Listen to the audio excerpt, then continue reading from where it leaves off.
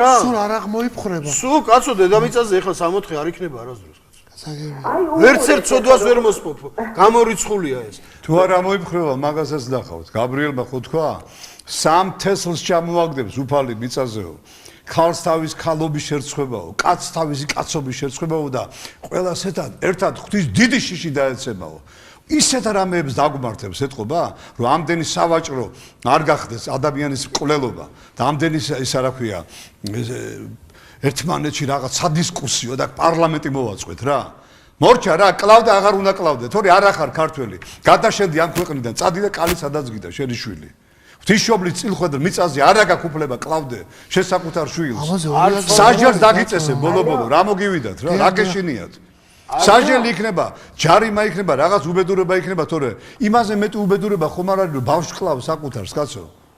შეაშინე რაღაცა დამართე, უკადაგე, ბუკლეტები გაურცელე, თელმა ეკლესიამ უკადაგოს, კინოები უჩვენე, როგორ იბრძვის საწყალი ბავშვი, შიგნით მაშარო შედის, ეს ხელები და ფეხები დიცილებს ამ მაშას. მეც გერს არ ამბობს. არა, ძალიან ჩაკულტურულობა არ უნდა რა ამას და 5 წლიანი ისინი არ უნდა, რა ქვია, რევერანსები და იმაში, რა ქვია, პარლამენტში ბჭობა ამისა თუ მოკლა თუ არ მოკლა.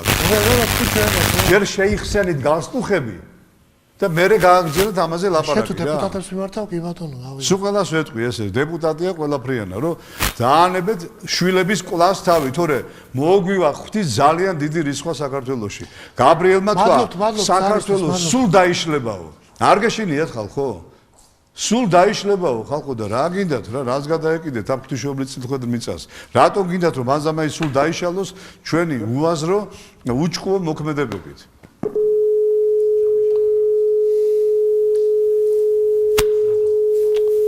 სხვა პრობლემა არაფერი გვაქვს, მარტო ევროატლანტიკურობაა კაცო საქმე. კაი, გახდი დაუშვათ ეს ევროატლანტიკური, ხო? შეხვედი ვთქვათ.